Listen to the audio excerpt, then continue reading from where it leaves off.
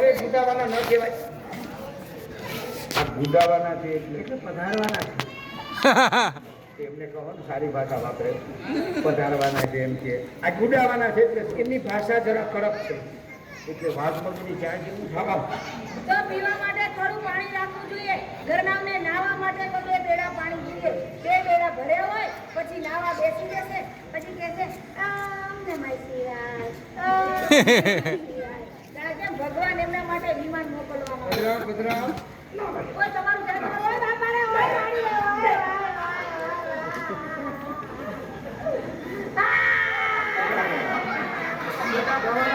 મહેમાન આવ્યા છે. મહેમાનને કેવું લાગે કેમ કામ આવ્યું હોય.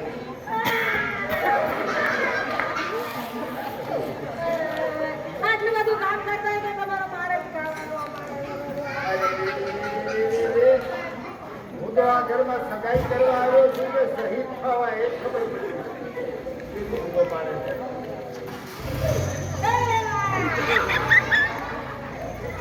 આવા જોરથી બૂમો પાછળ નહીં કોઈનું હાડ બેસી જાય.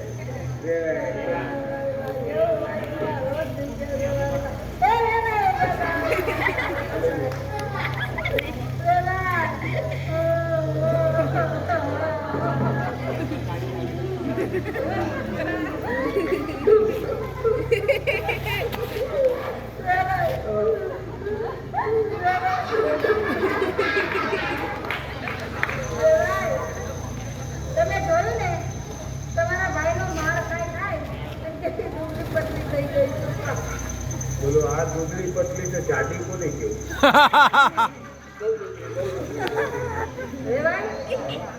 તમે અહીંયા દીકરી દેવા આવ્યા છો.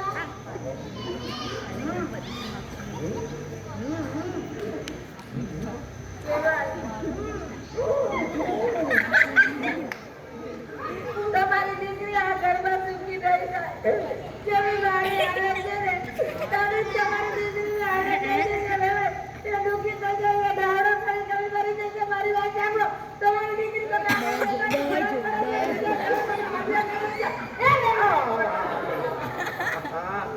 આ તો બૈરું છે કે શીખોતરું. સમજી ગયો. શંભુના શબ્દોનું માપ બરાબર આવી ગયું. હવે તમે જ કહો એવો કયો અભાગ્યો બાપ હોય કે ઘરની આવી હાલત જોયા પછી પોતાની દીકરી આ ઘરમાં. માટે જ કહું છું તમે પાછા જાઓ. તમને બોલાવ્યા હતા મીઠો સંબંધ બાંધવા માટે પરંતુ આ ખરકશાના કારણે આજે મારે નીચું જોવું પડે. તમે હાથ ઉપાડ્યો ને એટલે આ બધું પાણી. હવે મને શાના આપો છો? આપો આ દીકરી દેવા આવેલા બાપને એટલે પાણી પીને ચાલતા થાય. ત્રિલોકભાઈ એક વાત પૂછું. આ શ્યામલાલ ના જ દીકરી છે. શ્યામલાલ પંડિત કે બ્રહ્મ સમાજમાં જેનું મોટું નામ છે. 5 માણસો પૂછીને કામ કરે છે. આ એમના દીકરી છે. એમના દીકરી તો એમને શિખામણના 2 શબ્દો કહું. કયો તમારી ઈચ્છા છે તો 2 ને 4 શબ્દો કયો પણ જે કંઈ કહ્યું એ તમારા જોખમે. અમારી કોઈ જવાબદારી નહીં. કંઈ પણ થાય તો મારા જોખમે એ કાંઈ કંઈ મારામારી થશે એ તો ભલો ના જ જાણે. એવું કંઈ થાય તો 2 ભાઈઓ મને બચાવજો. 108 ને ફોન કરીને આવો. 108 ની જરૂર તો છે. હું તો કોઈના ઘરમાં આવ્યો છું કે રિમાન્ડ હોમમાં આવ્યો છું. નહીં. શ્યામલાલ મારા મિત્ર છે. આ એમના દીકરી છે. શિખામણ આપવી મારી ફરજ છે. પછી 108 આવે 508 આવે શું ફેર પડે. આપણે શિખામણ આપીશું. ભજરાબેન શું છે? તમારા બાપ શ્યામલાલનું નામ 5માં પૂછાય છે અને તમારા આવા હલકા વિચારો. તો મેં ક્યાં તમને કંકોત્રી લખી હતી કે મને શિખામણ દેવા આવો? પાણી પીવું હોય તો પીવો નહીં તો ચાલતા જ આવો. વાહ વાહ. મોટા ઘરના છોરુના સંસ્કાર બહુ ઊંચા.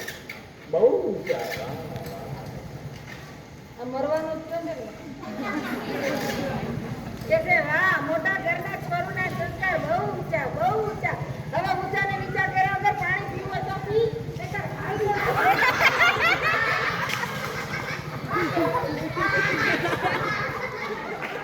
પાણી પીધું